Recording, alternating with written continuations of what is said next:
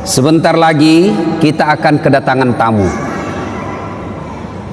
Tamu kita bukan Jokowi, bukan Prabowo, bukan Erdogan, tapi tamu kita bulan suci Ramadan.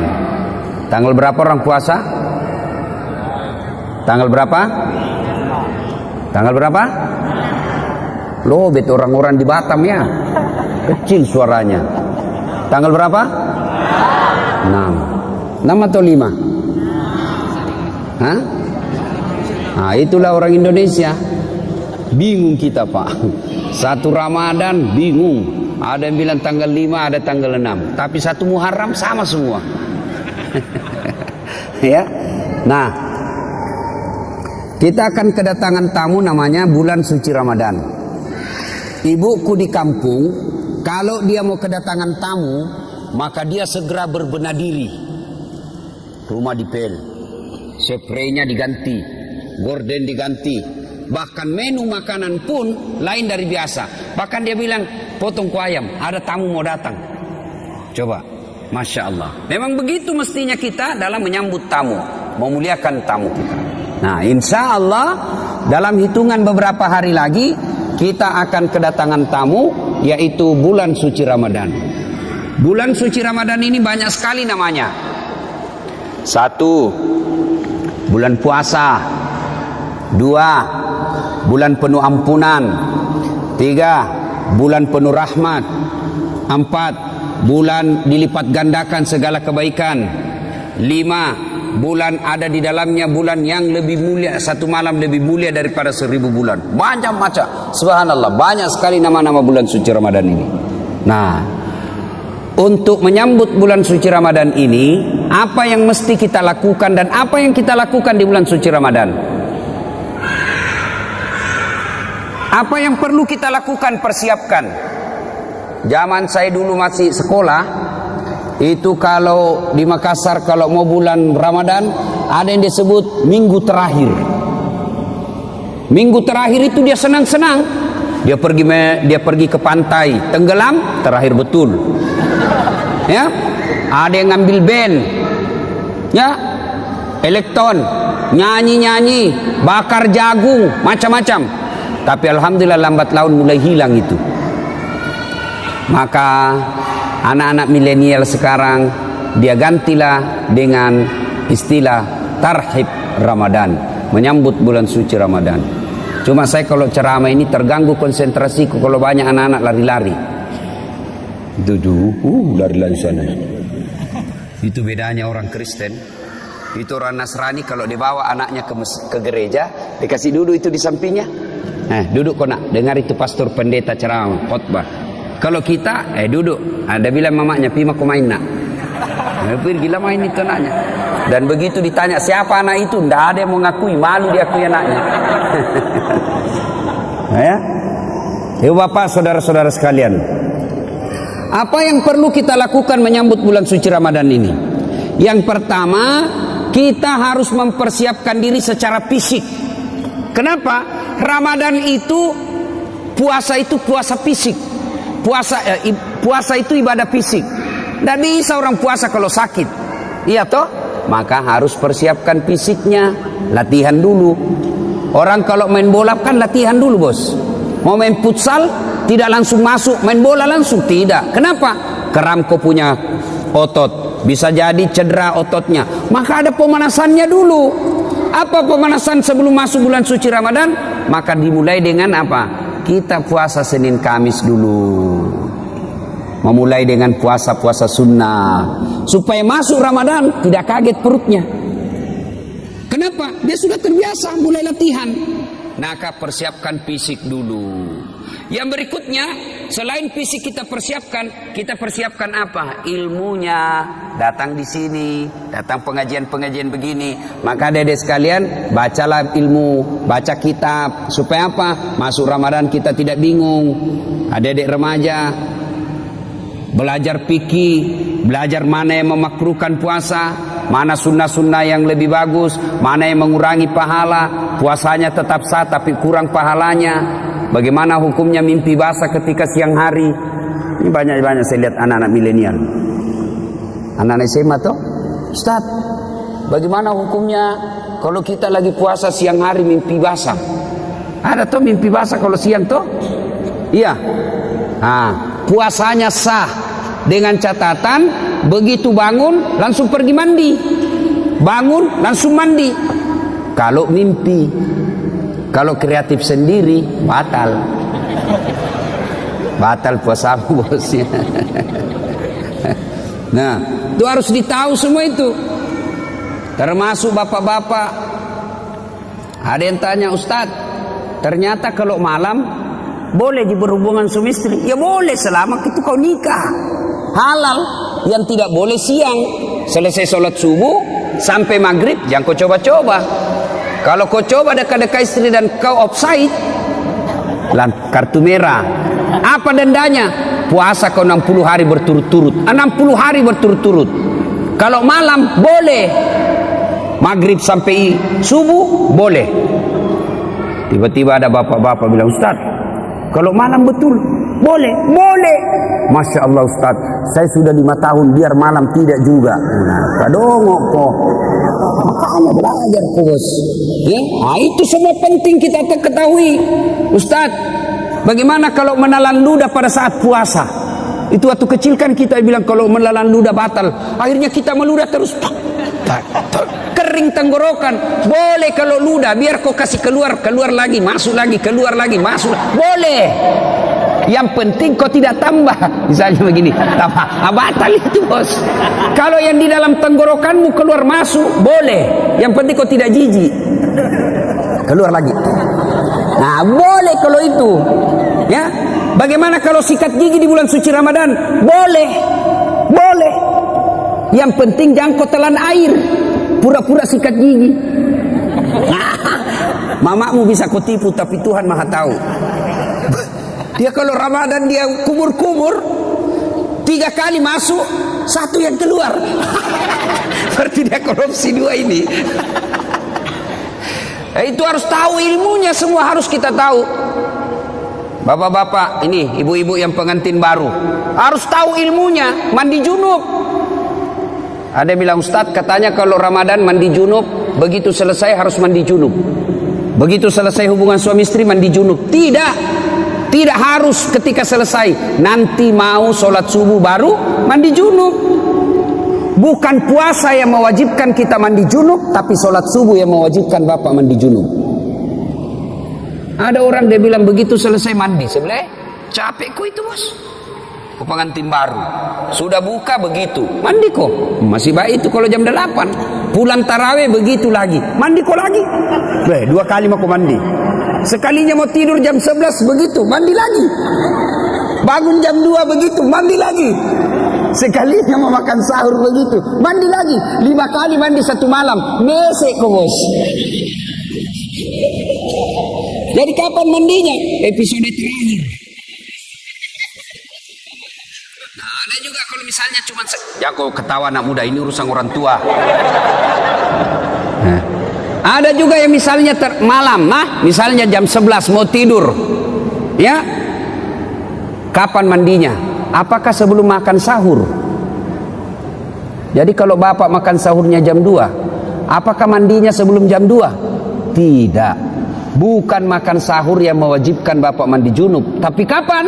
Sebelum sholat subuh. Jadi saya ulangi, sholat subuh yang mewajibkan ibu bapak wajib mandi junub, bukan karena puasa.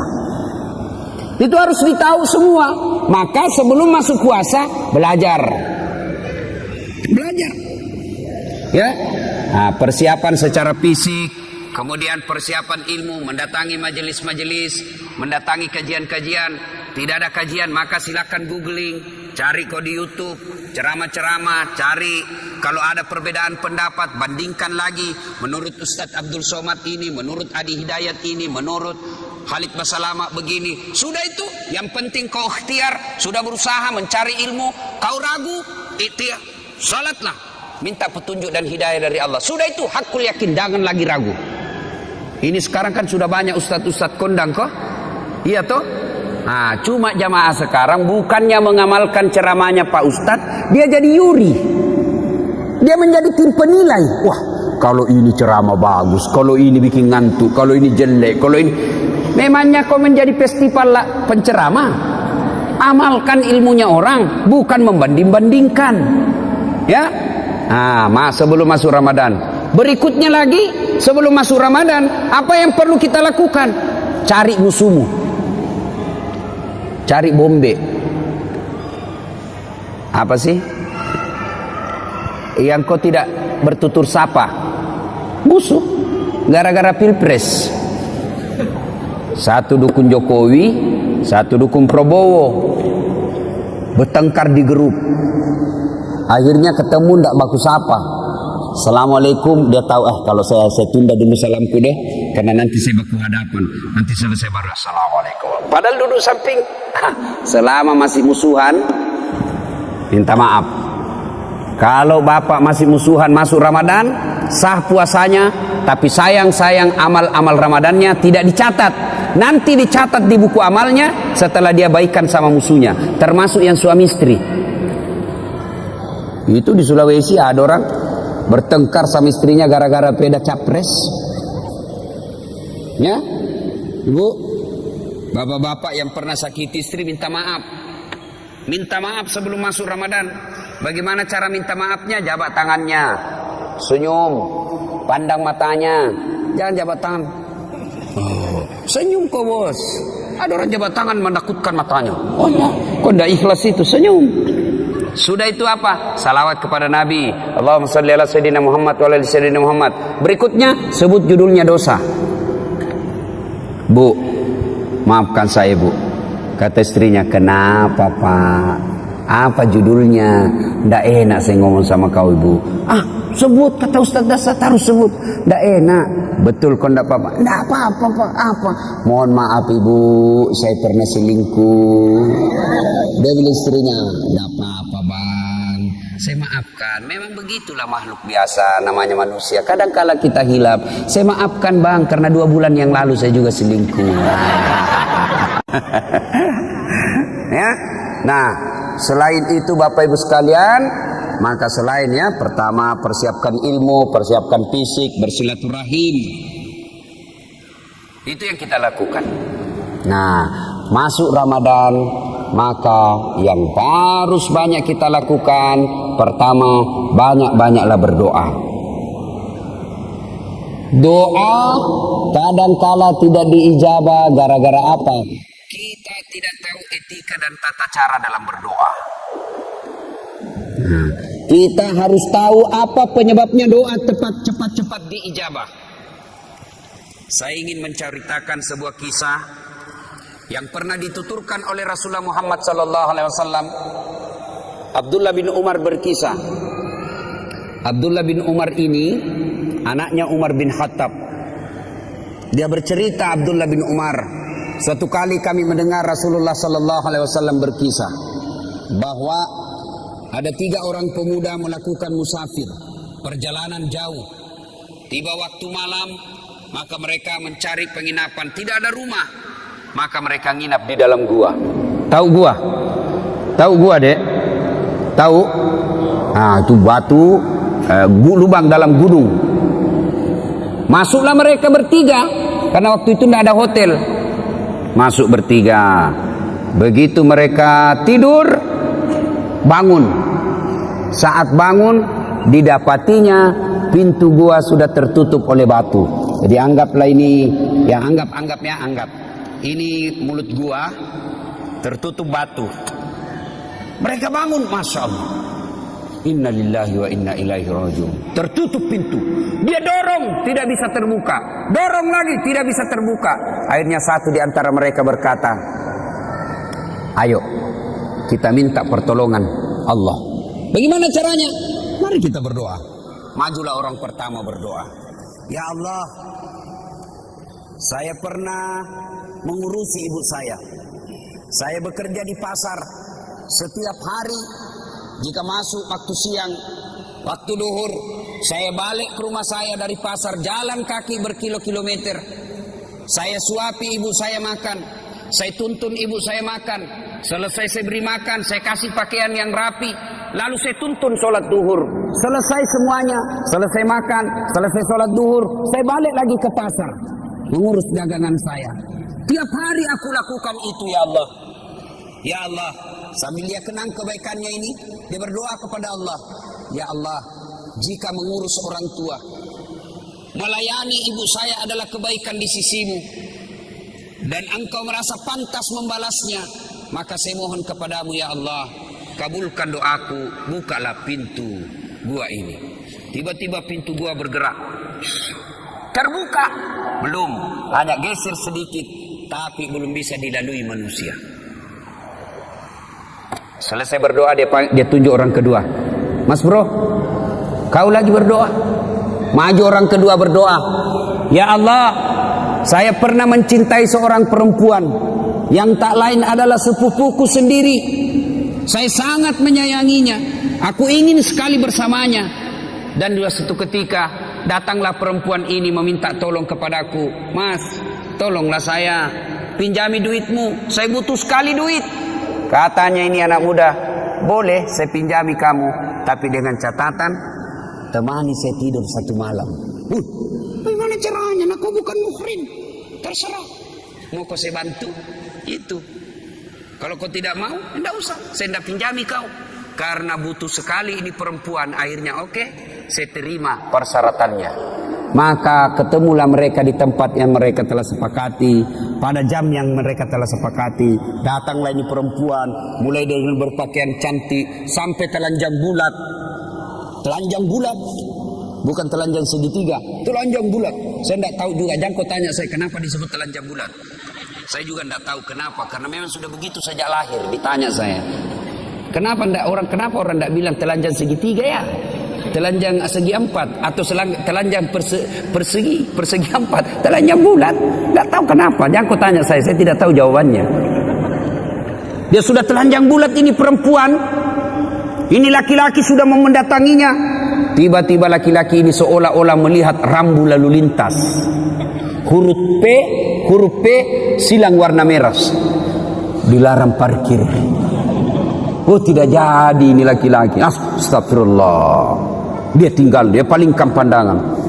Dia bilang, ini duit, ambil ini duit. Bagaimana? Tidak jadi. Terlanjur nih. Tidak jadi.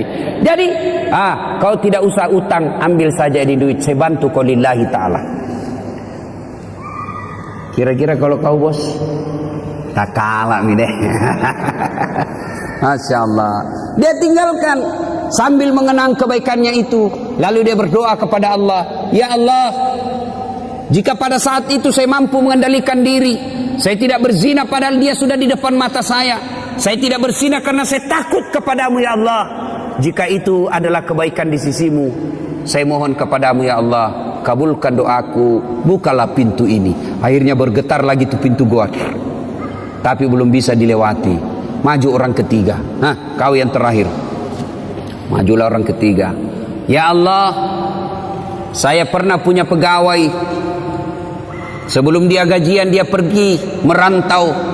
Maka aku simpanlah dia punya gaji bulanan. Gaji bulanan itu kemudian saya belikan seekor kambing perempuan, kambing betina hamil, tidak ada suaminya. Kenapa ketawa? Namanya juga kambing. Wajar, masa ada kambing akad nikah. Tapi sekarang banyak tuh cewek saingan sama kambing. Hamil tidak ada suaminya, deh beleng-beleng. Kambing. Lalu saya pelihara dengan baik. Mulai dari 1 ekor, beranak pinak menjadi puluhan ekor, kemudian menjadi ratusan ekor. Pada saat jumlahnya sudah ratusan ekor, datanglah pegawai saya ini menagih dan meminta gajinya. Mana gajiku? Lalu dia berkata, tuh gajimu, tuh ada di kambing. Ada semua itu kambing di lapangan. Maksudnya apa? Itu gajimu itu hari yang duitmu saya belikan kambing lalu beranak pinak. Itu semua kambingmu itu. Benar, iya itu kambingmu semua ini. Sedok, iya ambil semua. Dia ambil semua itu kambing, tidak tersisa satupun. Ini juga orang tidak tahu berterima kasih. Masa kau tidak simpan 1 ekor? Diambilnya semua. Ya Allah, jika memelihara amanah, dan tanggung jawab adalah kebaikan di sisimu, dan itu patut mendapat balasan, maka balaslah kebaikanku ini dengan mengabulkan doaku, ya Allah, bukalah pintu gua ini. Alhamdulillah, pintu gua bergeser. Alhamdulillah lagi, mereka sudah bisa keluar. Nah, ini hadisnya Imam Bukhari pada nomor hadis kalau saya tidak salah 119. Dikisahkan ini. Nah, dari kisah ini apa pelajaran yang bisa kita ambil? Apa pelajaran yang bisa kita petik dari kisah ini? Pertama, ternyata tidak ada manusia yang tidak ada masalahnya. Adik-adik, ada enggak di sini yang tidak ada masalahnya? Ada? Jatuh cinta, apa masalahmu? Dia suka enggak saya? Nah, sudah disuka, selesai masalahmu? Belum. Lamar, dia terima enggak saya? Sudah dilamar, selesai masalah? Tidak, masalah baru. Apa? Uang panai. Orang Bugis uang panai, cocok enggak? Oke, diterima uang panai, masalah selesai itu, menikah. Sudah menikah, selesai masalah? Tidak. Apalagi mau punya rumah. Sudah punya rumah, selesai masalah? Tidak. Mau punya anak. Sudah punya anak, selesai masalahnya? Tidak. Langsung tua dilihat istrinya, jelek lagi dilihat istrinya, mau lagi kawin lagi. Coba, tidak, orang tidak ada masalah, semua ada masalah. Bahkan ini saya lihat semua ini muka-muka penuh masalah ini semua ini. Yang paling banyak masalahnya sekarang itu caleg yang tidak terpilih dan banyak utang balihonya. Itu paling banyak masalahnya itu.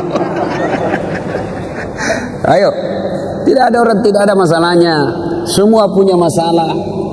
Belajar dari kisah tadi, jangankan kita yang tinggal di kota Batam, ini saja manusia dalam gua ada masalahnya, apalagi kita.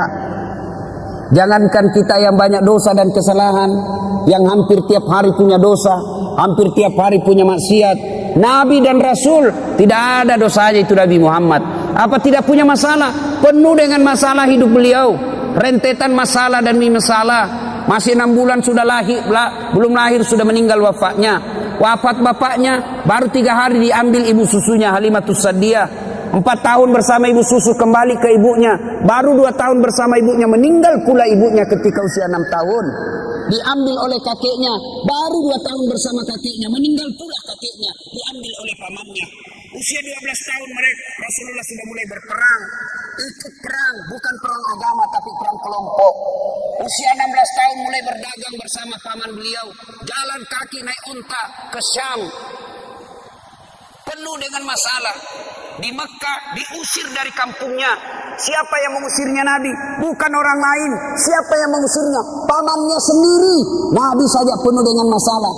Minta pertolongan ke Taif. Apa dibantu di Taif? Tidak, dilempari satu kampung di Taif.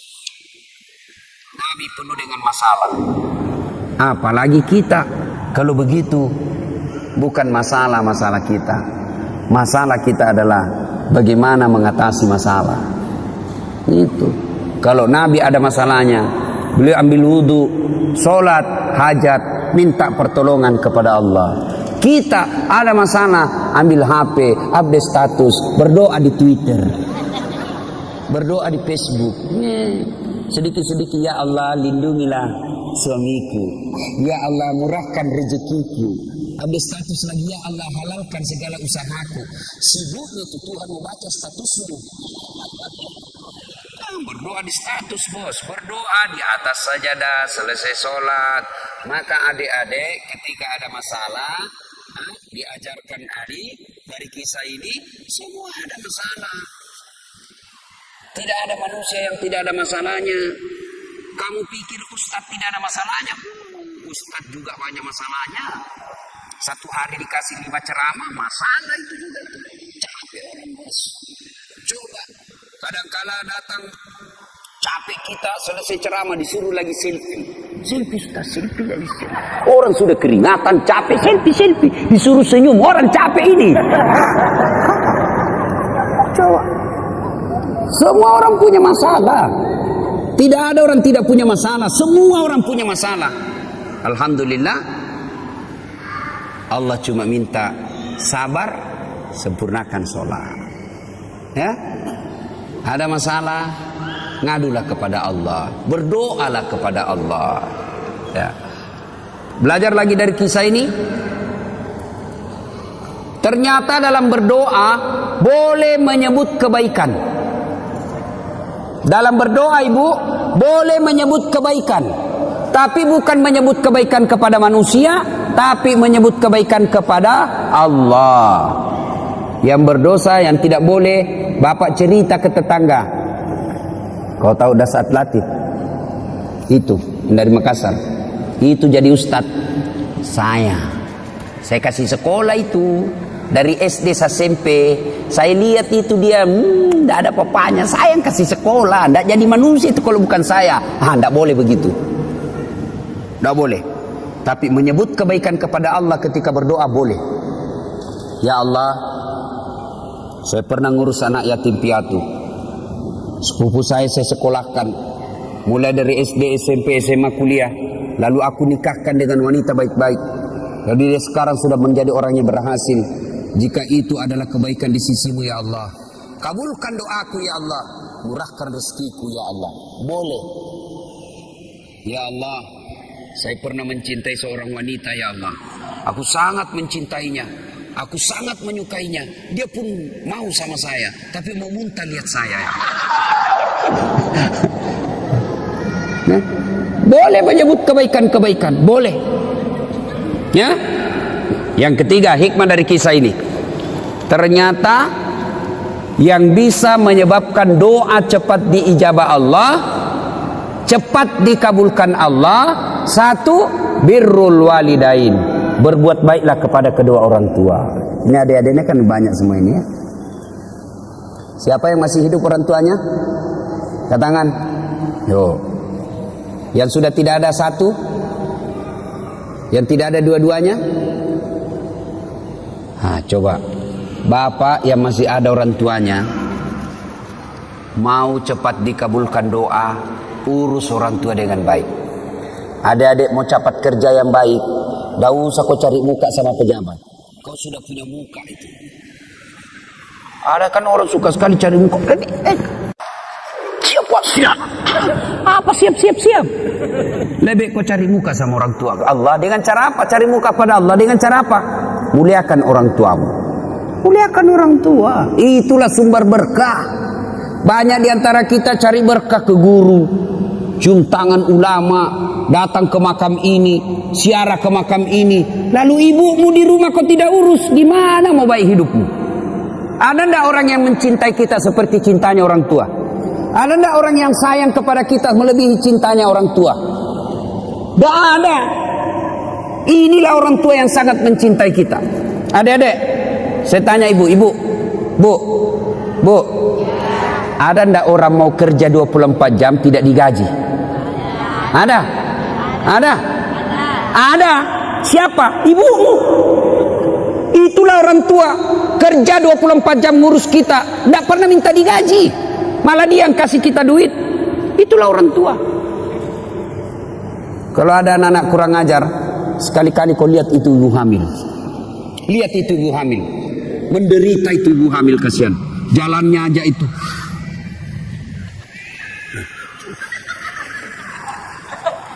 Coba tuh. Apalagi kalau dia sudah 7 bulan. Kakinya ada di sini. Naik lagi di sini. Mesut nih. Coba. Kasihannya itu ibu hamil. Dah. Apalagi kalau dia tidur, coba lihat ibu hamil kalau tidur, nggak ada enaknya. Satu aja kasihan gayanya itu, gaya pasrah.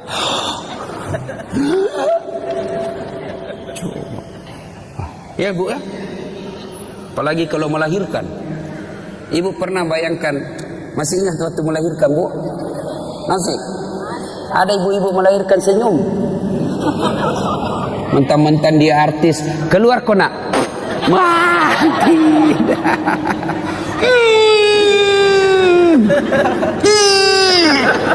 Dia bilang ibu bidan, ya ulang lagi. Gigi besi. Coba itu. Begitu anaknya lahir cacat, apa dia tempelin? Kurang ngajar, 9 bulan kau ganggu, kau siksa saya, tidak ada telingamu. Tidak, justru yang cacat paling dia sayang. Apa ada ibu-ibu meninggal anaknya yang catat, alhamdulillah untuk gue cepet mati? Enggak, justru yang catat paling dia sayang. Coba. Ya, makanya kalau ada anak-anak kurang ajar sama orang tuanya, pantas ketika Allah buat hidupmu susah. Baik-baik sama orang tua. Ya. Ini cewek-cewek, jangan sampai kalau lebih sopan sama bapak, lebih sopan daripada cowokmu, daripada bapakmu. Kalau bapaknya nasihati, apa kata? Apa sih bapak tahu? Itu dulu, belum ada medsos dulu. Sekarang sudah modern pak, beda zamannya bapak dulu. Dikasih tahu baru satu bapaknya ngomong dia sudah 19. Giliran cowoknya yang ngomong, terserah abang aja deh. Beleng-beleng. Tahu beleng-beleng? Tahu beleng-beleng? Ah, itu beleng-beleng itu makan es krim ditiup. Oh, Pak.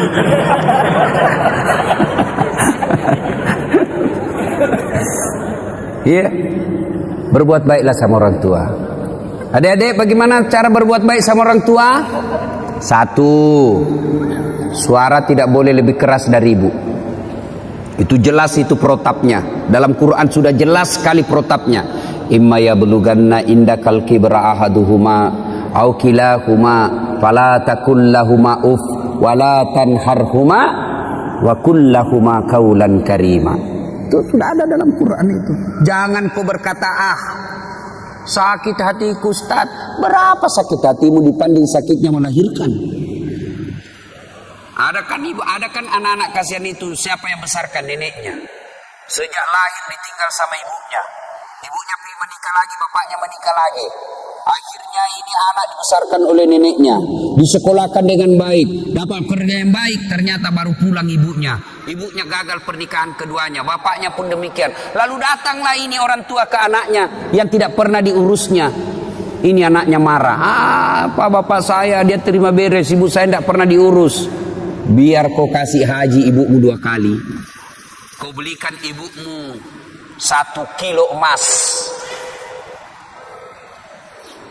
Kau bikinkan istana belum seimbang dengan darah yang ada menetes dalam dirimu. Itu dari orang tua.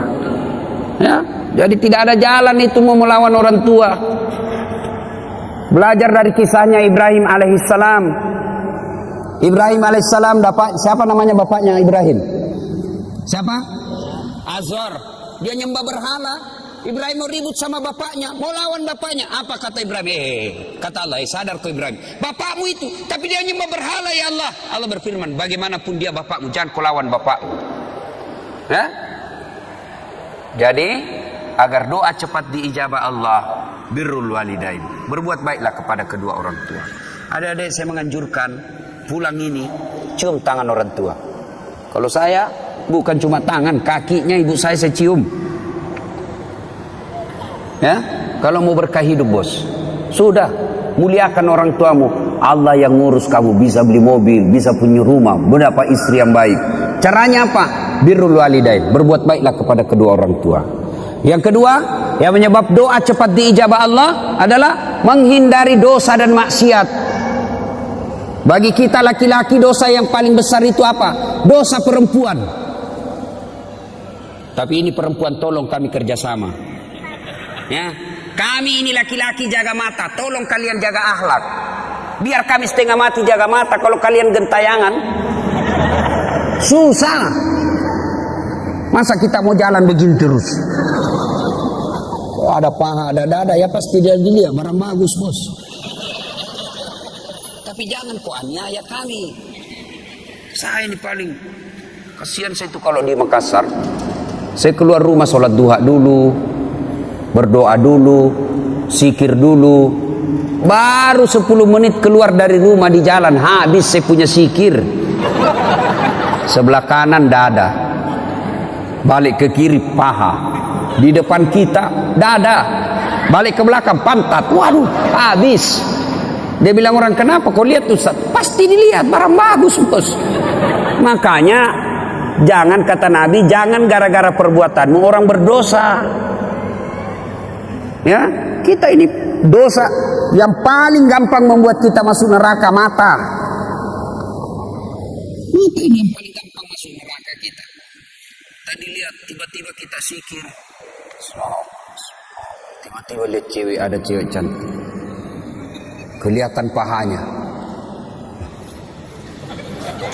Kira-kira kalau lagi duduk-duduk depan rumah lihat cewek kelihatan pahanya, apa kau baca cowok? Apa? Bukan alhamdulillah bos. Bukan. Apa diucapkan?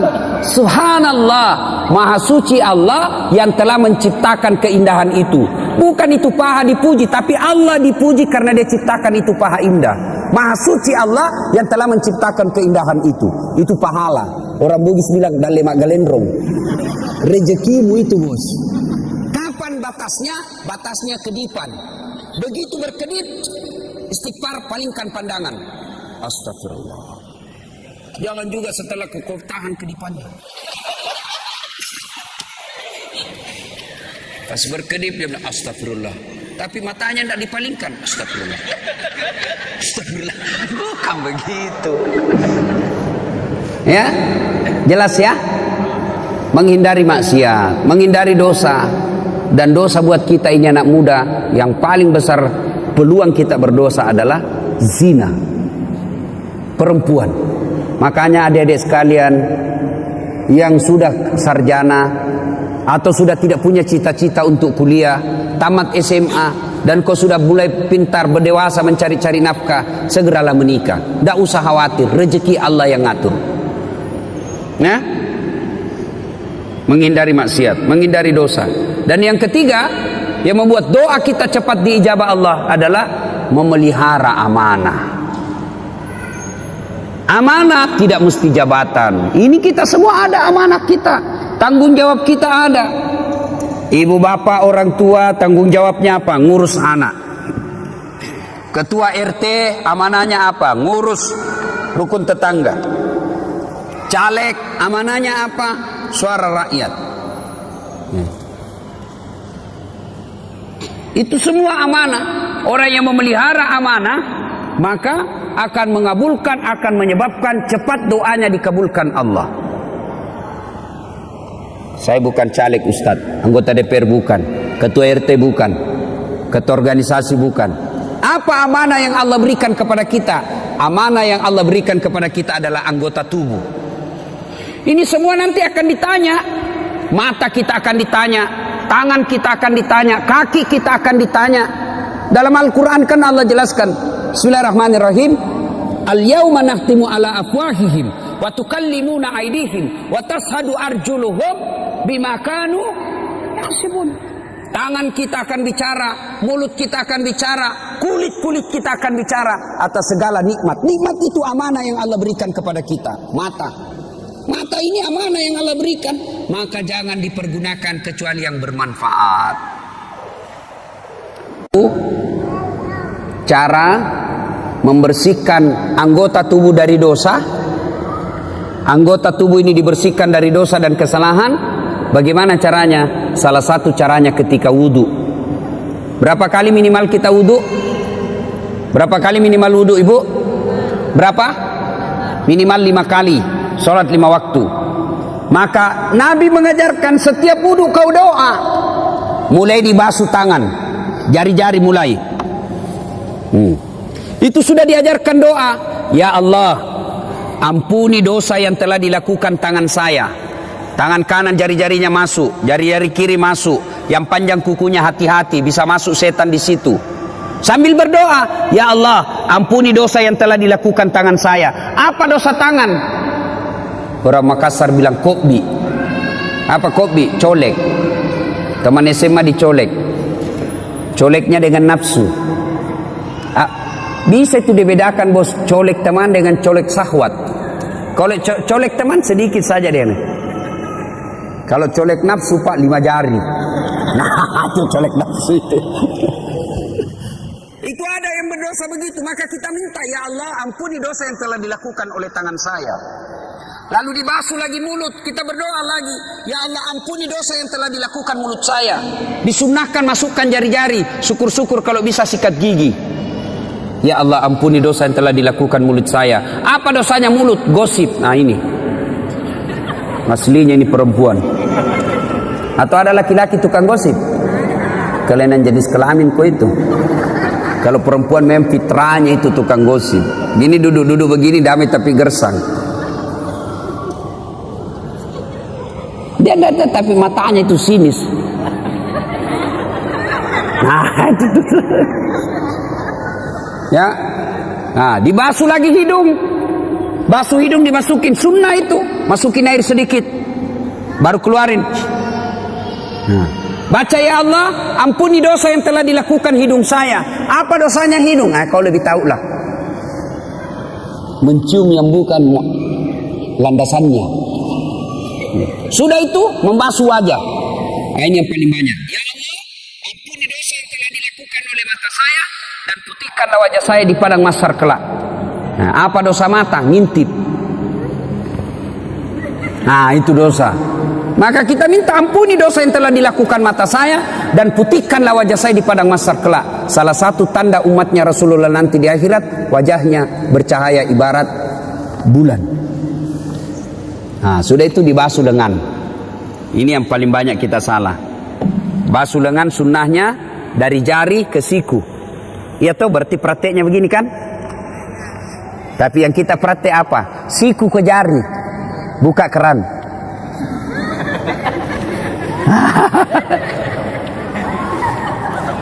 Salahkah? Tidak salah, tapi tidak sunnah. Sambil terima telepon malah itu ini. Beleng-beleng. Ya. Ya. Nah, pada saat itu kita berdoa lagi, ya Allah, ampunilah dosa yang telah dilakukan oleh tangan saya dan berikanlah kitab kebaikan saya nanti di akhirat menerima tangan kanan. Itu kata Nabi, siapa orang yang diberikan kitab kebaikannya, ijazahnya, laporannya dengan tangan kanan atau dari depan, maka dia masuk surga. Sebaliknya, apabila diberikan kitabnya dari tangan kiri atau dari belakang, maka dia masuk neraka. Maka kita berdoa, ya Allah, berikan catatan kebaikanku nanti di akhirat menerima tangan kanan. Ya, sudah basuh itu. Berikutnya, membasuh rambut. Ketika dibasuh rambut, disunnahkan lagi berdoa, ya Allah, ampunilah, ya Allah, haramkanlah diri saya disentuh api neraka. Dibasuh. Cuma biasa anak muda ini yang sisirnya sudah dikasih pamode apa? Hah? Pamode apa? Pomade. Nah, itulah. Kita dulu waktu kecil, Pak, tidak banyak jenisnya merek rambut. Anu ji, Tanco. Kalau ngambilnya tidak cukup 1 jari, 2 jari ngambilnya. Baru kusuk. Pas kena matahari keluar semua keringat di sini. Tanco. Sudah tanco modern sedikit apa? Minyak kemiri. Sekarang sudah baca cukurnya saja anak-anak sekarang model macam-macam. Ada sungainya. Ada kayak got di sini. Diganti gotnya di sini, ada juga di sini. Masya Allah. Sudah dikasih lah itu pamod. Oh, rambutnya tidak mau goyang. Akhirnya wuduknya dia begini saja. Beleng-beleng. Ya, tidak sah itu wudukmu, pasti. Karena dalam Quran membasuh sebagian rambut. Jadi kalau kau tidak basuh rambutmu tidak sah. Ya Allah, haramkanlah diri saya disentuh api neraka. Sudah itu, basuh telinga, ampunilah dosa yang telah dilakukan telinga saya. Dan basuh kaki, ya Allah, ampuni dosa yang telah dilakukan kaki saya dan lekatkanlah kaki saya di jembatan Siratal Mustaqim nanti. 5 kali bos kita berdoa sehari semalam. 5 kali. Masa Allah tidak ampuni dosa? Cuma yang jadi masalah, kadangkala kita wudu buru-buru. Selesai. Bahkan sambil menyanyi. Yo ayo, yo ayo, yo ayo, ay. Ya? Nah, saudara-saudara sekalian, inilah 3 yang membuat doa kita cepat diijabah Allah. 1, birrul walidain. 2, hindari maksiat. 3, memelihara amanah. Kalau 3 hal ini dilakukan pada saat bulan suci Ramadan, maka banyak-banyaklah meminta kepada Allah. Dalam bulan suci Ramadan, Allah malu tidak mengabulkan doanya orang-orang yang berdoa. Maka manfaatkanlah bulan suci Ramadan, banyak-banyak berdoa. Saya sudah berdoa Ustaz, sudah saya lakukan itu yang tidak sunnah tadi ini. Kenapa doaku tidak dikabulkan Allah? Berarti apa yang kalian minta tidak baik buat kalian. Ya Allah, mudah-mudahan suamiku bisa beli mobil. Malah mobil terjual. Allah tahu ibu, kalau ada mobilnya suami dipakai selingkuh. Allah tahu. Ya Allah, mudah-mudahan saya bisa lulus universitas terkemuka sesuai cita-cita dan impianku. Tidak lulus, jangan sangka buruk, sangka baiklah. Berarti apa yang kalian itu minta tidak baik buat. Ya Allah, mudah-mudahan bapakku tulus nyalek, kok tidak lulus, tidak lolos. Berarti bukan itu yang terbaik. Dan Rasulullah Sallallahu Alaihi Wasallam pernah mengisahkan di surga kelak ada orang masuk surga lalu diberi hadiah oleh Allah. Nih hadiahmu, ini banyak sekali hadiah. Lalu orang ini berkata, ya Allah, banyak begitu kau kasih saya. Rasanya amal yang saya lakukan di dunia tidak sebanyak ini. Kenapa banyak begini? Ibaratnya amalnya cuma 5, Allah kasih 5.000. Lalu Allah menjawab, ketahuilah itulah doa-doamu yang tidak aku kabulkan ketika kau hidup di dunia, karena saya tahu kau tidak mampu memikul apa yang kau minta itu. Berarti tidak ada doa yang tidak diijabah. Yang ada adalah Allah menunda doanya selama doa itu kita lakukan dengan sebaik-baik. Ibu bapak saudara-saudara sekalian, inilah tausiah kita pada hari ini. Mudah-mudahan ada manfaat dan kebaikan di dalamnya. Selamat memasuki bulan suci Ramadan. Kita berdoa, lagi berapa hari? Kurang lebih 8 hari lagi. 8 hari belum tentu masih hidup bos, 8 hari. 8 hari itu masih bisa kita meninggal 3 kali. Maka salah satu doa yang diajarkan menjelang Ramadan, ya Allah, pertemukan aku bulan suci Ramadan, panjangkan umurku supaya saya bisa menikmati bulan suci Ramadan. Ibu bapak saudara-saudara sekalian, inilah tausiah kita. Mudah-mudahan ada manfaat. Saya tidak tahu apa ada tanya jawab atau tidak. Tidak ada kan? Tidak ada ya. Mana panitia? Saya sih berharap ada pertanyaan bagus, tidak ada lebih bagus lagi. Capek saya ini. Asli ya. Mungkin pengaruh umur. Dulu saya pernah ceramah di Makassar 13 kali satu hari. Nah, sekarang mulai capek saya kalau terlalu banyak. Dan ternyata kualitas ceramah itu juga dipengaruhi oleh kualitas kelelahan kita. Kalau mulai lelah, otak pasti tidak bisa maksimal. Kalau ada mau bertanya silahkan. Ada sesi tanya jawab? Tidak. Kalau dulu di Unhas Teknik ya. Ya saya sudah ingat. Bukan karena tadi itu bos matahari dari sana lebih terang, jadi silau. Nah, saya sudah ingat ya. Nah, ini teman saya yang termasuk cerdas, lebih cerdas dari saya. Cuma beruntung saya jadi ustaz.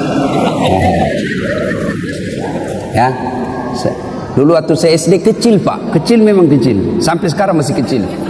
Ya. Nah, amalan-amalan apa? Tentu amalan-amalan yang disunahkan Rasulullah itu yang dalil-dalilnya kuat adalah qiyamul lail.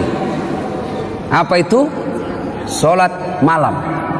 Ya, mau tahajud boleh, tarawih jangan sampai lepas itu tarawihnya. Ya, ibu-ibu, saya tanya ibu, boleh enggak tarawih sebentar malam? Boleh tarawih sebentar malam? Kok ragu-ragu? Adik-adik, boleh tarawih sebentar malam? Tidak boleh bos. Maka yang boleh tarawih hanya di bulan Ramadan. Maka selama Ramadan jangan pernah lepas tarawihmu. Kenapa? Karena tarawih hanya sekali dalam setahun, bulan suci Ramadan. Ya. Cuma ada lagi anak-anak milenial, ada disebut tarling, tarawih keliling. Kelilingnya dia dapat, dia lupa tarawihnya. Ya. Dan sampai begitu, tidak usah lagi ada namanya apa tuh sahur on the road. Apa sahur on the road? Siapa dari mana belajar itu? Itu nih artis kau pelajari. Dia itu artis bawa makanan, pencitraan. Sudahlah, jangan begitu. Maka satu, kita to the point. Ibadah-ibadah yang paling dianjurkan Nabi, salat lail. Ya. Salat lail itu tarawih, tahajud, witir. Kalau witir biar tiap malam boleh. Ya, tahajud tiap malam boleh. Tapi tarawih hanya ada di bulan suci Ramadan. Sudah tarawih apalagi? Qiraatil Quran, membaca ayat suci Al-Quran. Ini sunnah yang sangat diprioritaskan. Apalagi as-sadaqatu, bersedekahlah. Ya, ibu-ibu kenapa miskin ibu? Karena ibu selalu mental miskin. Tidak ada duit, minta kasihan. Nah, maka ibu miskin. Coba kalau selalu sedekah, mau 5.000, mau 1.000 terserah. Adik-adik biasakan sedekah, mulai dari kecil. Kau dapat duit dari bapakmu 10.000, sedekahkan 100 perak. Mulai belajar sedekah. Allah tidak lihat berapa jumlahnya, yang Allah lihat keupayamu untuk bersedekah. Ya. Apalagi ibadah-ibadah yang disunnahkan, doa. Banyak-banyak berdoa. Yang keenam, apalagi banyak-banyak bertobat. Taubat itu taubat bilisan. Astagfirullahaladzim. La ilaha illa anta subhanaka inni kuntu minadz dzalimin. Itu enaknya kalau kita pakai begini. Coba lihat kalau pegang begini. Otomatis itu kita langsung zikir. Tidak ada orang pegang begini dalam kote dua. Rambulan satu bungkus. Nah, ada itu ya. Nah, meskipun ada juga orang bilang bid'ah. Bid'ah ini tidak ada pada zaman Nabi, bid'ah. Biar kau bilang bid'ah, yang penting saya lakukan. Kalau mau bilang bid'ah boleh, yang penting jangan aku bilang sesat. Ini kan gampang sekali orang kadang-kala menyesatkan sesamanya muslim. Nah, banyak lagi ibadah-ibadah sunnah-sunnah yang dilakukan, tapi prioritas itu yang dilakukan sudah cukup, lebih dari cukup, ya. Terima kasih, Bos. Semenit. Wah. Mau tahu? Coba lihat rahasia Allah. Mana pernah kita pikir ketemu saya di sini, di Batam? Mana pernah? Tidak pernah kita bayangkan dulu waktu SD kita tinggal dengar aja namanya Batam, tidak pernah. Ya. Jadi Allah punya rencana, maka hidupmu tenang kalau kau pasrahkan saja kepada Allah.